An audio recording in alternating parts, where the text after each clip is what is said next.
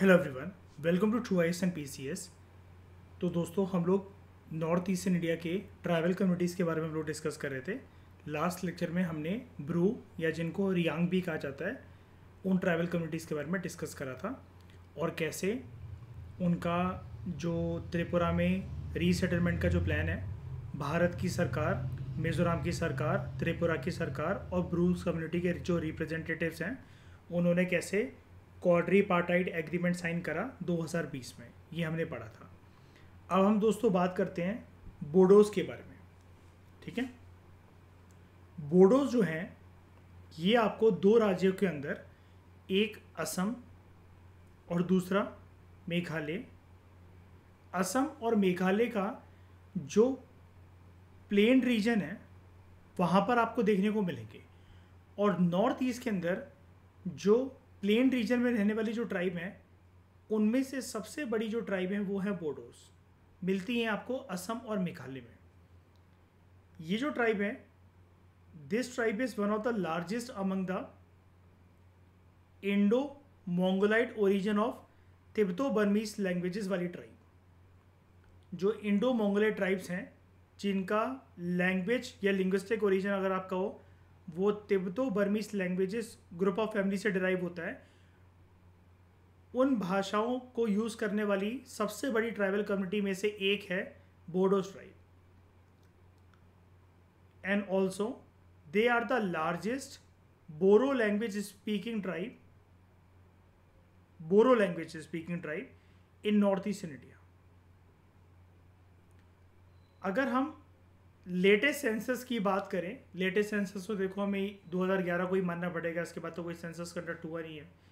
तो 2011 का जो सेंसस था, जो करेंटली अभी हमारे देश में लेटेस्ट सेंसस है, उसके अकॉर्डिंग जो बोडोज हैं, जो बोडो ट्राइबल कम्युनिटी के जो लोग हैं, Bodo is the largest ethnic group in north east India. ठीक है, लार्जेस्ट एथनिक ग्रुप है नॉर्थ ईस्ट इंडिया के अंदर। जो बोडोज हैं they are the single largest community among the notified scheduled tribes in Assam.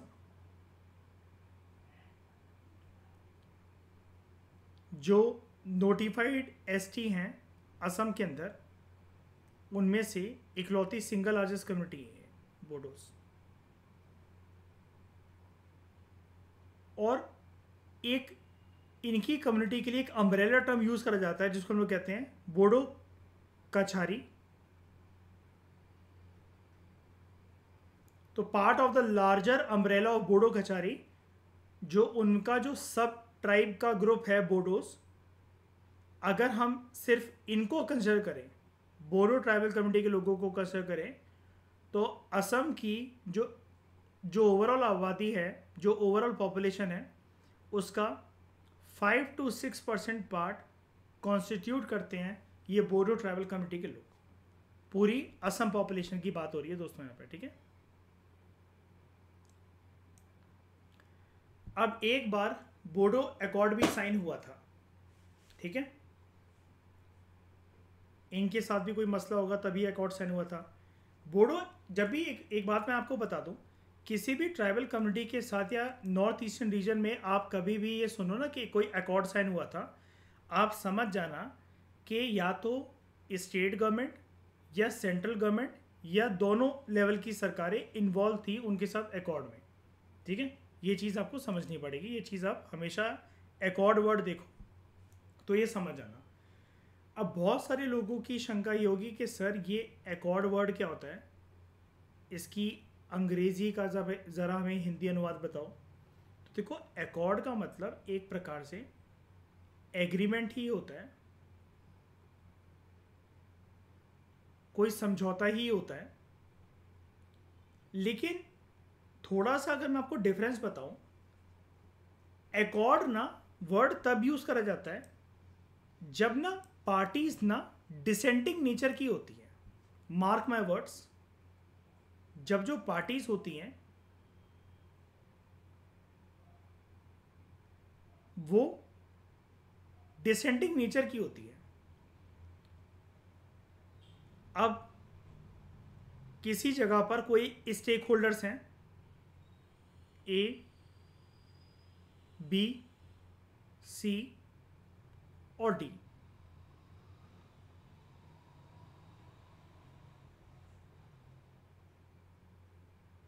A, B, सी और डी। अगर हमें किसी भी एरिया में ये स्टेक होल्डर्स को देखते हुए, सबसे पहले इन स्टेक होल्डर्स को देखते हुए क्या लग रहा है कि इस रीजन के अंदर डाइवर्सिटी है। जहां डाइवर्सिटी होती है वहां पर there are chances of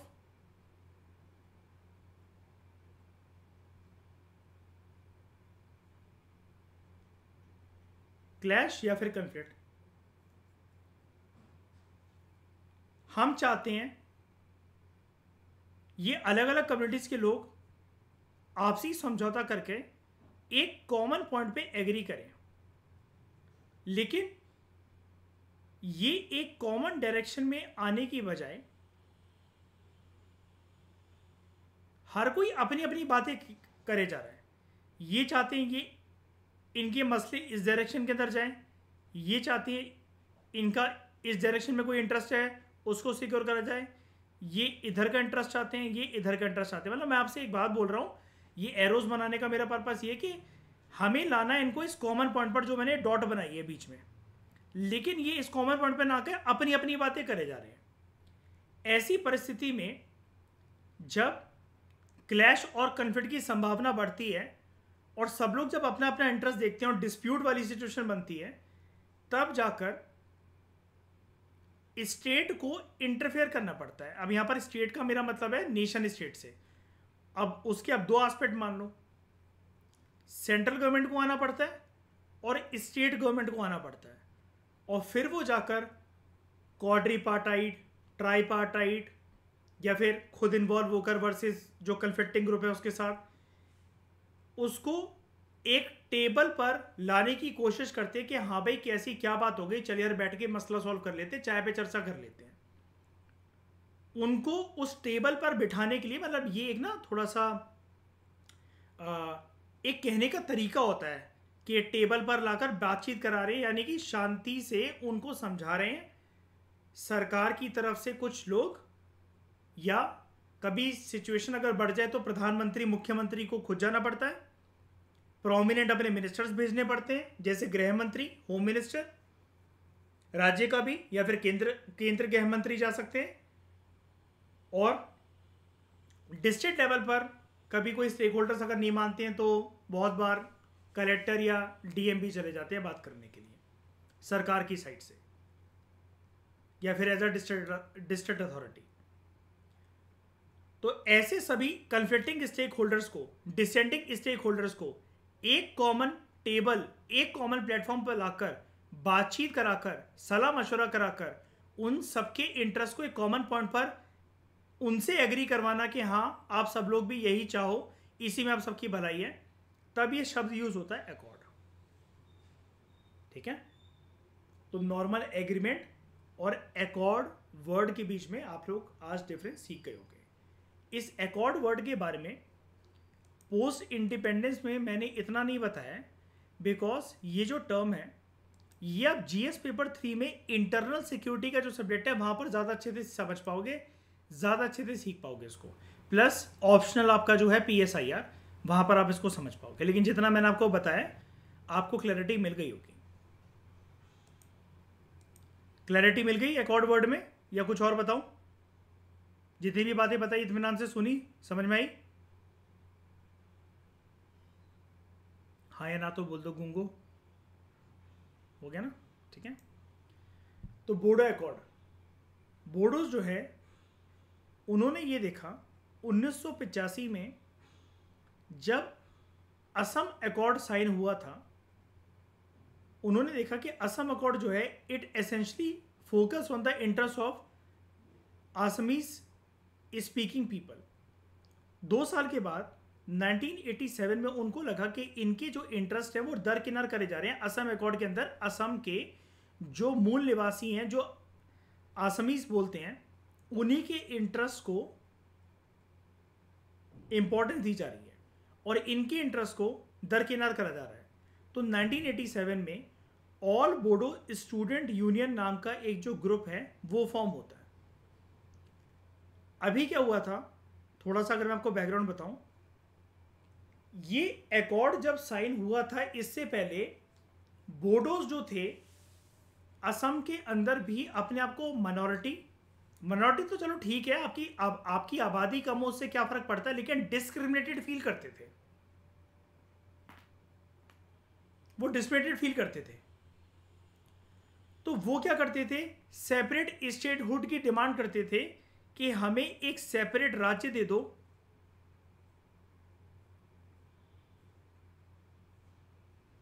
Bodoland के नाम से। और इनके ग्रुप के कुछ मेंबर्स तो ये भी कहने लगे थे, इस कदर वो नाराज हो गए थे, ये बात मतलब हालांकि ऐसा नहीं था कि उन्होंने इसके ऊपर डिमांड शुरू कर दी या फिर धरना प्रदर्शन करना शुरू कर दिया, वो सेपरेट स्टेटहुड ही चाह रहे थे कि एक अलग राज्य मिल जाए। लेकिन अगर ये अकॉर्ड साइन नहीं करा जाता, जो कि अभी हम पढ़ने जा रहे हैं बोडो अकॉर्ड, ये डिमांड हो सकता है सेपरेट स्टेटहुड की सेपरेट नेशनहुड में बदल जाती है कि सेपरेट कंट्री चाहिए मैं बोडोलैंड के नाम से भारत से अलग होकर, जैसा कि नागालैंड में डिमांड उठी थी ग्रेटर नागालैंड के नाम से, और भी जगह पर पंजाब के अंदर खालिस्तान के नाम से। तो 1980s का और लेट 1970s का और अर्ली 1990s का जो डिकेड है वो ऐसा डिकेड था, ऐसा टाइम था, ये 10 से 12 साल 15 साल, 1970s का एंड, पूरा 1980s और 1990s की स्टार्टिंग, जब आर्टिकल 1 to 4 जो हमारे संविधान का उसकी रियल टेस्टिंग थी कि जब हम कहते हैं India is union of state, part 1 of the constitution, कि सच में वो बिखरेगा क्या, ये चीज थ्योरेटिकली ठीक है कि हम ले तो सकते हैं किसी टेरिटरी को, लेकिन अलग होने की परमिशन नहीं दे सकते कि सेपरेट कंट्री बनाकर अलग हो जाओ। उसका रियल टेस्ट चला इन 10 से 12 साल 15 साल। तो बोडो स्टेटहुड की डिमांड जो थी वो बढ़ रही थी पहले, फिर कुछ सालों के बाद शांत हो गई थी। लेकिन 1987 में असम अकॉर्ड के बाद जब इनको डिसमेंटेड फील हुआ, 2 साल के बाद 1987 में ऑल बोडो स्टूडेंट यूनियन ने ये डिमांड रिवाइव कर दी कि नहीं, हमें तो बोडोलैंड के नाम से एक सेपरेट राज्य चाहिए।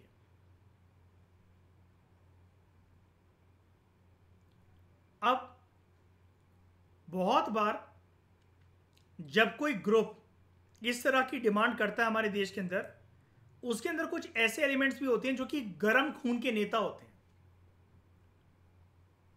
उनको वो सब्र की प्यास रास नहीं आती कि सरकार को तुमने अपनी एक फरियाद भेजी है, उनका रिप्लाई आने दो जरा, उनकी भी बात सुनो जरा, सरकार का क्या कहना है, सरकार तुम्हारे इंटरेस्ट को दरकिनार करेगी या मानेगी ये तो बाद में पता लगेगा, एक बारी सरकार का रिस्पॉन्स आने तो दो। लेकिन ये बहुत ज़्यादा उत्तेजित थे उस टाइम पे। ऑल बोडो स्टूडेंट्स यूनियन का जो ग्रुप था, अब नाम से ही पता लग गया होगा आपको मैंने गर्म खून क्यों बोला, ये स्टूडेंट्स यूनियन का ग्रुप था।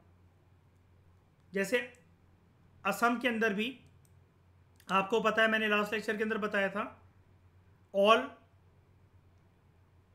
असोम संग्राम गाना परिषद जो ग्रुप बना था, वहां पर कॉलेज के स्टूडेंट्स ने ही एक पार्टी बनाकर आगे चलकर इलेक्शंस लड़कर वो लोग सत्ता में आ गए थे। इनको भी ऐसा लगा कि इनको कुछ करना चाहिए, लेकिन ये बेसब्र बहुत थे, इनमें पेशेंस की कमी बहुत थी। तो इन्होंने एक आर्म्ड ग्रुप बना लिया। आर्म्ड ग्रुप बनाने का मतलब ये होता है,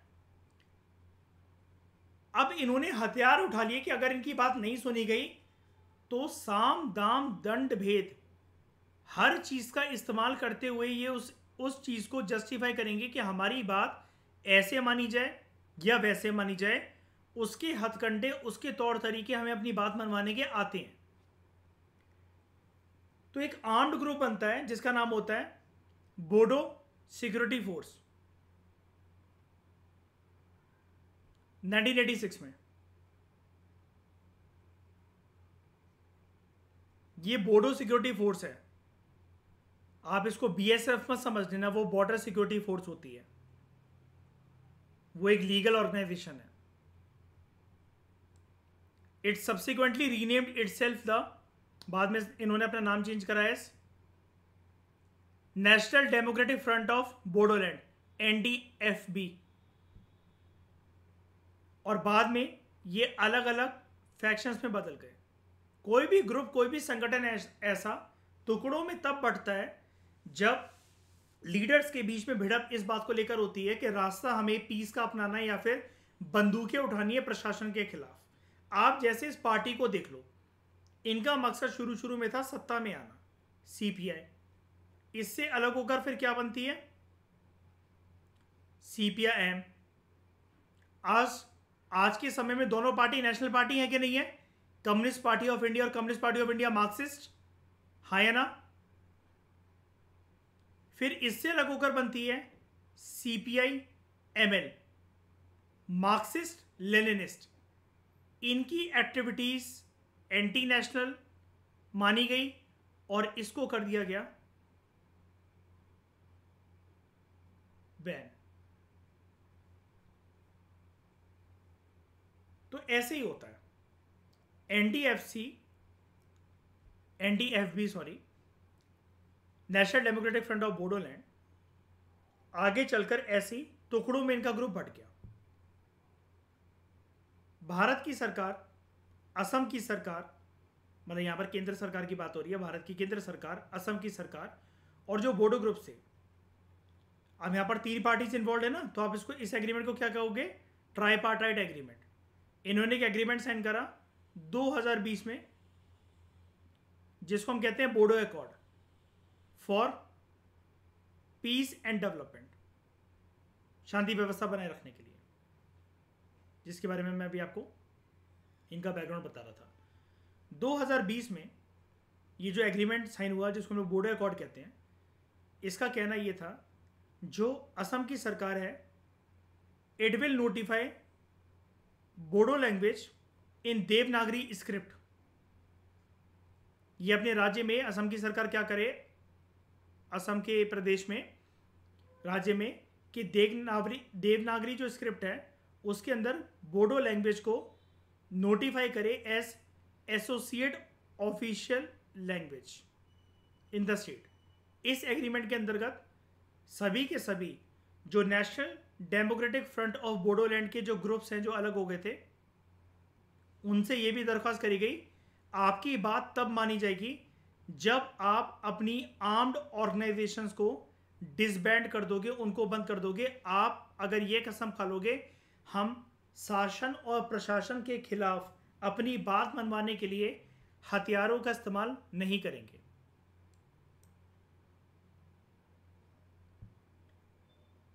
फिर बोडोलैंड टेरिटोरियल काउंसिल, ये एक ऑटोनॉमस बॉडी है under the 6th schedule of the constitution, and there have been 2 Bodo accords earlier. इससे पहले 2 बोडो अकॉर्ड्स जो थे भारत की सरकार के साथ, असम की सरकार के साथ साइन करे जा चुके थे। और जो दूसरा जो था, second one led to the formation of BTC, Bodoland Territorial Council. जो एरिया जो डिक्लेयर करा गया under Bodoland Territorial Council, it formed under the 2003 accord, और उसको बोला गया एज बोडोलैंड टेरिटोरियल रीजन। और बोडोलैंड टेरिटोरियल रीजन के अंदर कौन कौन सी डिस्ट्रिक्ट्स आती थी? असम की कोकराझार, चिरांग, बक्सा एंड उदलगुरी, जिसके अंदर अगर आप इन चारों डिस्ट्रिक्ट्स को देखो तो it accounted for 11% of Assam's area and 10% of its population. इतनी जगह और इतना एरिया बोडोस को दे दिया गया असम के अंदर।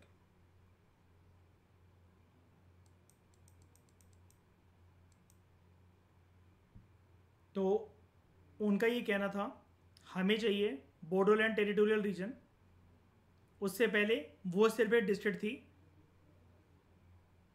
BTAD, Bodoland territorial area district.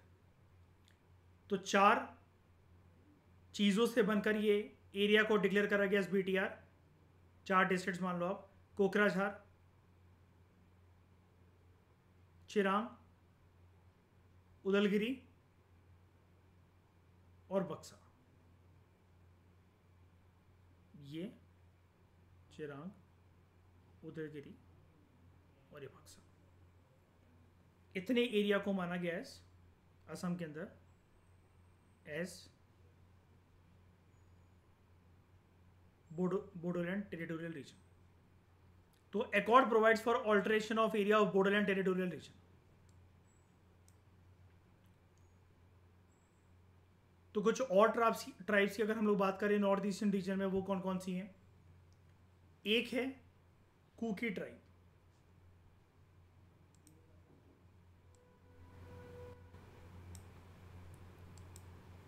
इन ट्राइबल ग्रुप्स के लोग आपको कहां देखने को मिलते हैं कुकी ट्राइब के? तो they are found in Manipur, Mizoram, Meghalaya, Assam, Tripura, Nagaland. इनके साथ एसोसिएटेड सिग्निफिकेंट इवेंट क्या है?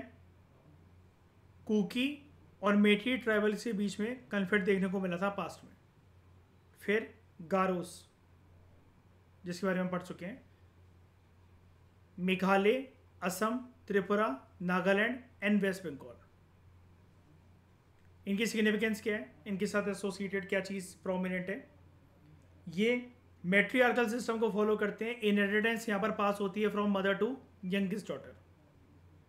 फिर जैंतियास। जैंतियास के 2 नाम और हैं जो आपको जानने चाहिए, बहुत कम जगह पर आपको मिलेंगे। मैंने भी ये पहली बार इस बुक के अंदर देखा था इनके ये नाम, सिंथेंक्स या नार्स। आप इनको पार्स भी कह सकते हो। कई लोग इसको बोलते हैं कि एन साइलेंट है, कई लोग बोलते हैं पी साइलेंट है, लेकिन एक्चुअल प्रोनाउंसिएशन इनकी नार्स होती है। ठीक है, अब कई लोग पनार्स भी बोल सकते हैं। मेरी कुल मिलाकर आपसे विनती यही है कि आप बस याद रखना इसको पेपर के अंदर कि इनके ये नाम है। आप कुछ भी बोलो, उसको कोई फर्क नहीं पड़ता। जैंतियास, सिंथेंक्स या पनार्स या नार्स या कुछ भी कह लो। तो मेघालय, असम और मिजोरम के अंदर आपको देखने को मिलते हैं। इनकी भी सोसाइटी जो है वो मैट्रियार्कल है। इनहेरिटेंस यहाँ पर माँ से जो सबसे छोटी जो बेटी होती है उस तक जाती है। फिर लेप्चा ट्राइबल कम्युनिटी, ये आपको देखने को मिलती है इन मेघालय, अरुणाचल प्रदेश, भूटान, सिक्किम एंड दार्जिलिंग। फिर आदि या फिर अबोर ट्राइबल कम्युनिटी, ये फाउंड होती है इन Arunachal Pradesh only. A new species of cascade frog is named after the Adi tribe. Cascade frog कैसा दिखता है आपको?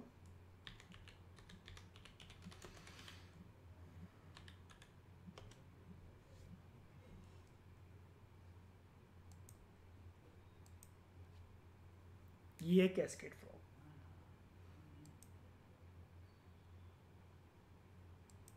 ठीक है,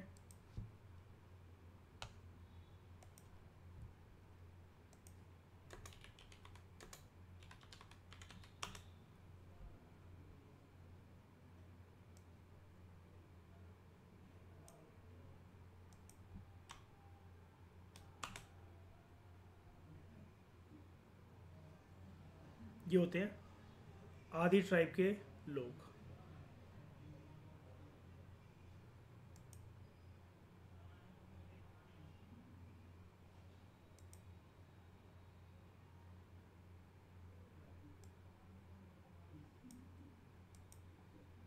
ठीक है,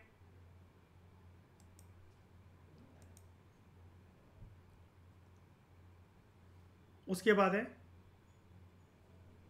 तई खमटी। अरुणाचल प्रदेश के अंदर ये मिलते हैं। दे फॉलो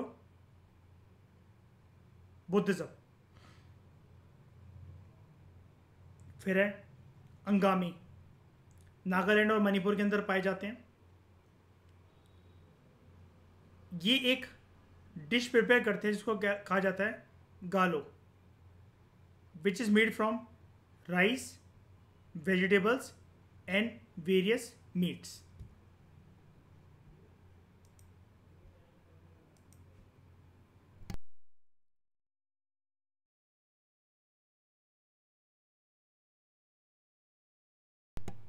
ये होती है गालो डिश।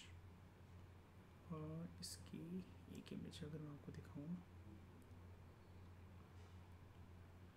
ये होममेड रेसिपी वाली जनरली इमेज आ रही है। ये जिस तरीके से एक प्रॉपर मिट्टी की हांडी में प्रिपेयर करते हैं ना, मैंने एक फ़ोटो देखी थी।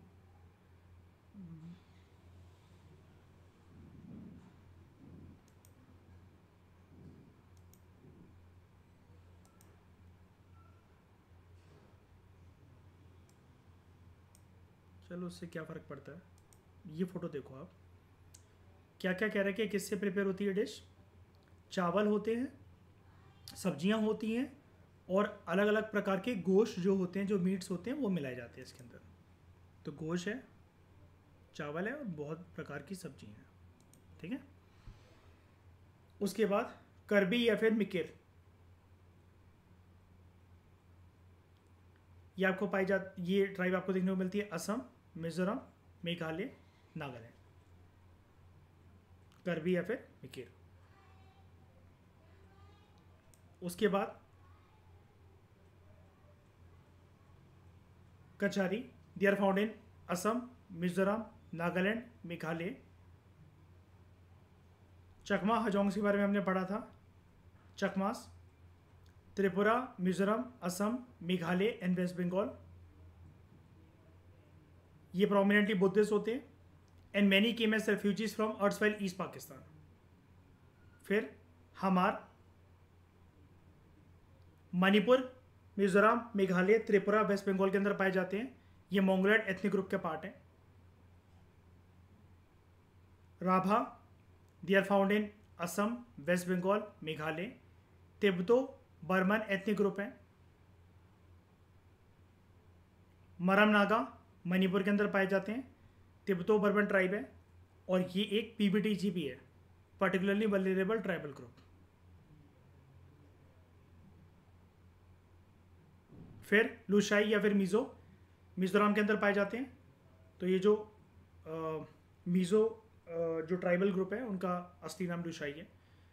दे are found in Mizoram, Tripura, Assam, Meghalaya, Manipur. ये कुकी-चिन ट्राइब है।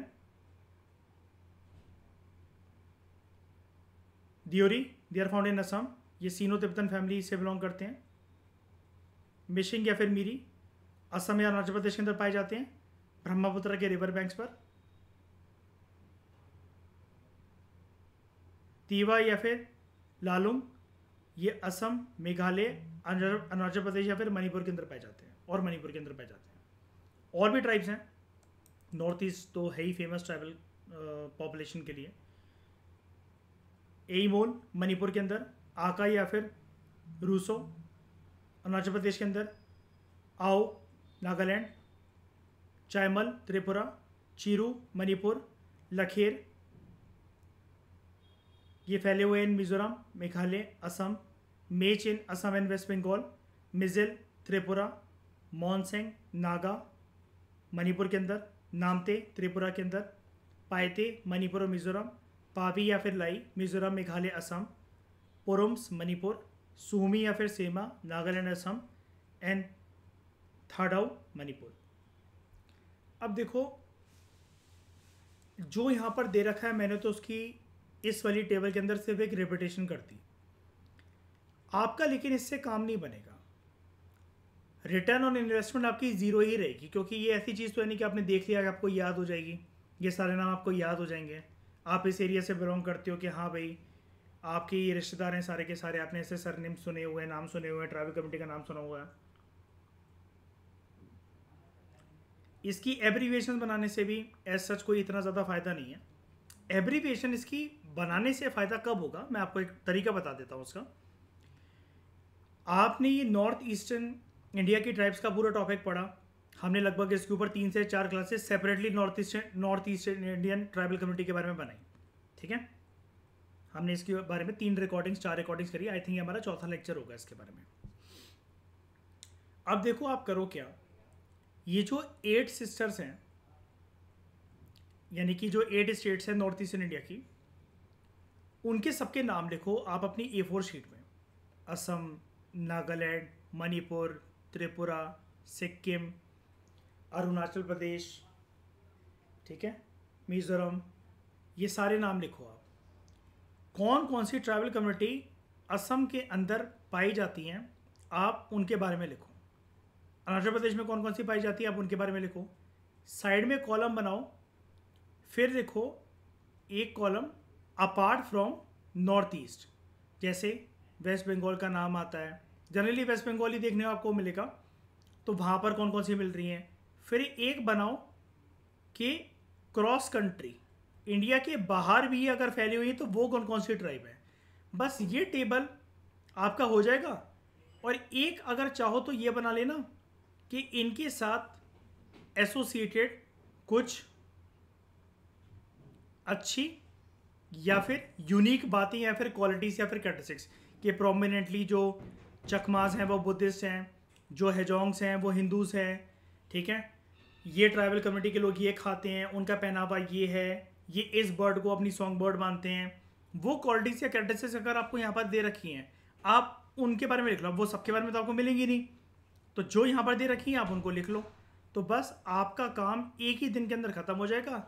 यही A4 शीट जो है, आपने जो 2.5 से 3 घंटे मेरे साथ लगाए हैं इसको सीखने में, कुछ अच्छी क्वालिटीज़ या फिर जो ये जो है इसके अंदर आप ये भी लिख सकते हो कि किसने इसके साथ अकॉर्ड साइन करा था, कौन सी ट्राइबल कम्युनिटी जो है वो एक साथ राज्य के अंदर फैली हुई थी, उनकी वहाँ पर एक नफरत जो है वो बढ़ रही थी दूसरी कम्युनिटी के साथ, या वो डिसमेटेड फील कर रहे थे। ऐसी बातें यहाँ पर लिख दो, अच्छी बातें या फिर कुछ यूनिक क्वालिटीज़ या यूनिक बातें, ठीक है, या हाईलाइटेड बातें, ऐसा करके अपनी मर्जी से जो आपको ठीक लगे आप अपने पर्सनल नोट्स ऐसे बना लो। एक A4 शीट आपके पास रहेगी and your job will be done, ठीक है। फिर आपको बार बार मेरे लेक्चर नहीं देखने पड़ेंगे, बार बार एनालिसिस नहीं करनी पड़ेगी, इसी को बार बार रिवाइज करते रहो, आपका काम हो जाएगा। आपको कॉन्फिडेंस बस इतना लेकर आना है कि भाई अगर यहाँ से कुछ अगर फंसता है 2025 के प्रीलिम्स के अंदर तो वो आपका गलत नहीं होना चाहिए। बाकी अगर कुछ यूनिक UPSC पूछ रहा है तो जैसा कल की मैंने प्रीलिम्स की एनालिसिस क्लास के अंदर बताया था, जो क्वेश्चन आपको नहीं आते हैं आप उनको काटो स्माइल के साथ, बोल्डनेस के साथ, और आगे बढ़ो।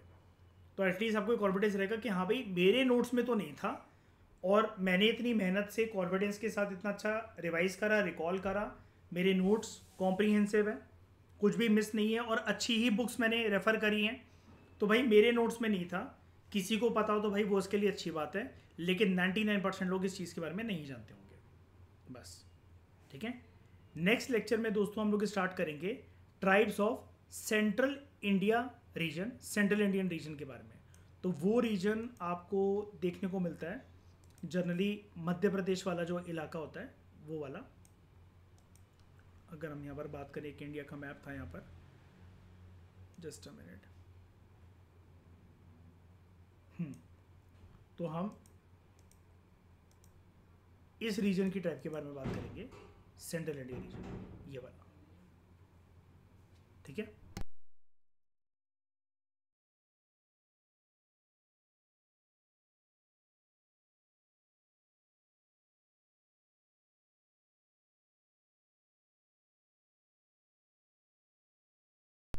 तो इस डिस्कशन में दोस्तों फिलहाल इतना ही। Thank you very much for discussion.